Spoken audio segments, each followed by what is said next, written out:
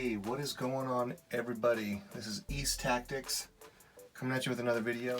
You may or may not know this, is what's interesting, is I actually spent the money on picking up a higher end servo. I've actually got the Savox SW1210G or the SG 1210 SG, and believe it or not, after doing the servo fix that I've got another video on, where you go and you put snap rings into the servo steering, Servo Savor, to kind of tighten up your steering, I saw a drastic improvement in my steering and the power that got presented to my steering, because I was actually really disappointed when I first got my Kraton. The steering was just like really weak, especially when it was in grass and things like that. So I went out and I spent the money on picking up a new servo thinking that was the fix originally. However, I probably could have just stuck with the stock servo and added a couple of snap rings into my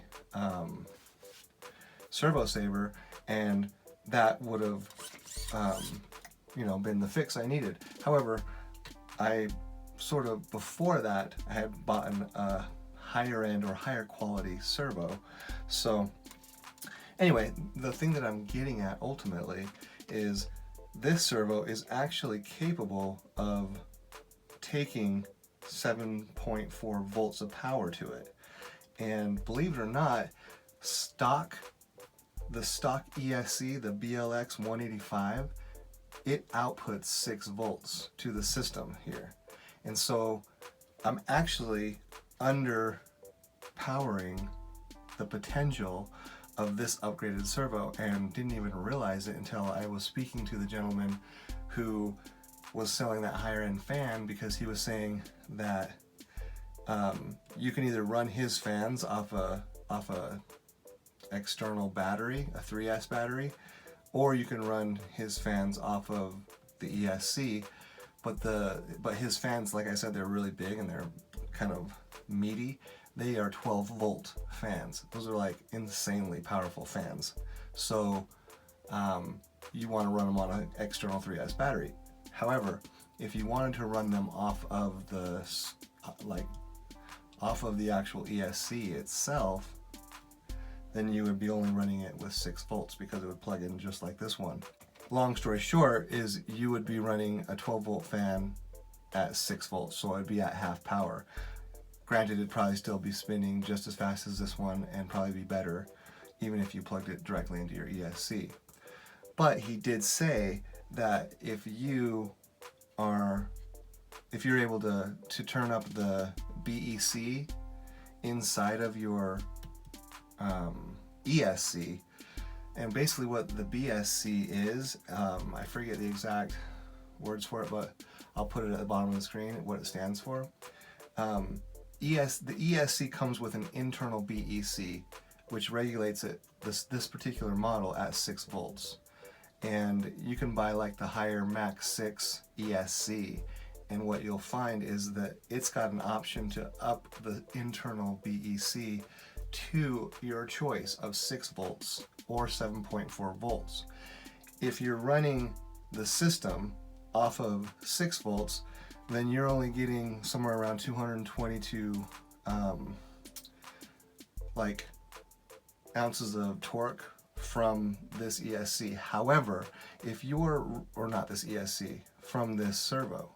However, if you're running the ESC at 7.4 volts and throwing 7.4 volts at this, you're almost doubling the amount of torque that you're throwing to the servo. And I had no idea that I wasn't even kind of utilizing this servo to its full potential. So you might be thinking when you go and buy a new servo that, oh, I just got a new servo that's kind of rated at a certain amount of pounds of torque or whatever. But unless you're putting the right amount of power to it that gives it that amount of torque, then you're not even utilizing it. So in my case here, I'm only using my servo to half of its potential, and I had no idea. So what I'd like to do is I'd like to supply 7.4 volts to this servo. The thing is, these stock ESCs don't have an option internally to up the BEC like a Mac 6 does, and other higher end ESCs. So there's a workaround. You can actually install an external BEC, and you can pick those up on Amazon, and I'll show you an image of what one of those looks like on the screen now. And that's something I'm going to pick up, and I'm going to install that. I'll create an installation video on it, and after I've installed the external BEC, I'll be able to run 7.4 volts to my servo. It will also run 7.4 volts to the receiver, but the receivers are capable. If you check the specs on your receiver, there's a range of how much voltage that your servos can handle. There's a range of how much voltage your receivers can handle, and you just want to make sure that they fall within the range. So again, I upgraded my servo to the Savox SW1210 SG, and it can go up to 7.4 volts, which again doubles its torque power. I've also looked up the specs on my receiver, and it can handle the 7.4 volts as well. So, which brings me to another question. If I'm running my vehicle on 6 volts, and I have been for, ever since I've owned it, and I've been very happy with the amount of lifespan that I get out of my battery. My 6S batteries will run for a good 30 minutes, 35 minutes, and if I'm not doing anything crazy, it'll run for, closer to 40 minutes. But if I'm running my system on 7.4 volts, is it gonna cut into my runtime significantly or not? That's the question. So what I plan on doing after I install the BEC is first I'm going to create a leisure bash video up in the mountains nearby my home. Actually, here's some footage of the place. We went there this weekend, and it's just gorgeous. And what's really cool about this place is it just looks like a really fun place to just drive around and try to maybe make it up certain rocks or make it up certain interesting terrain situations that are not like over the top impossible. I want to test basically how long my battery lasts with its current setup. So I'll be doing that fairly soon. Before I buy the ESC, I'm going to go up there and just create a run video that's going to basically be driving around through these mountains and trying to do stuff that a crawler would do as well. I know this isn't a crawler, but I'm going to try to do some of the crawler-esque things on some of the rocks situations that I saw up there that looks like it would be a lot of fun.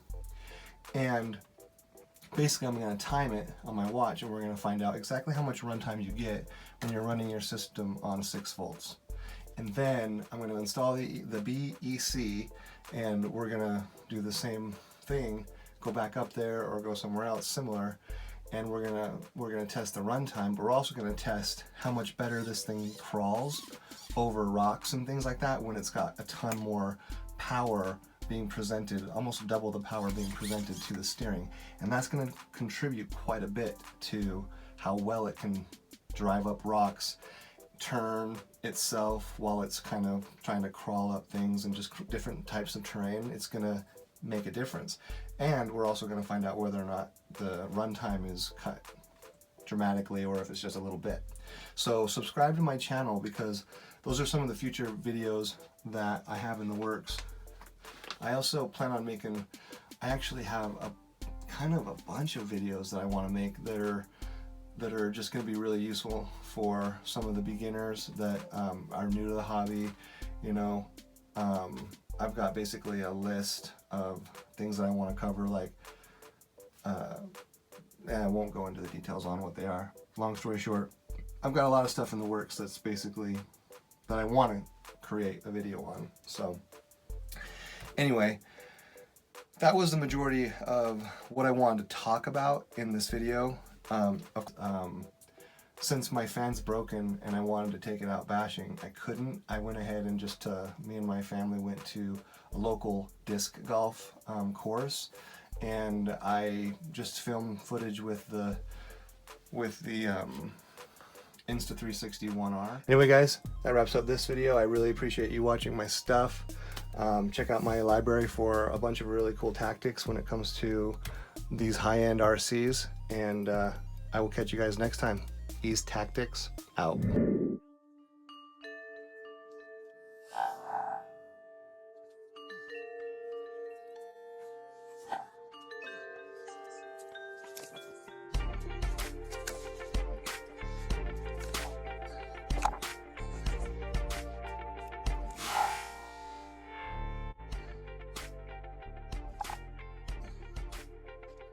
My RC out here, just bashing.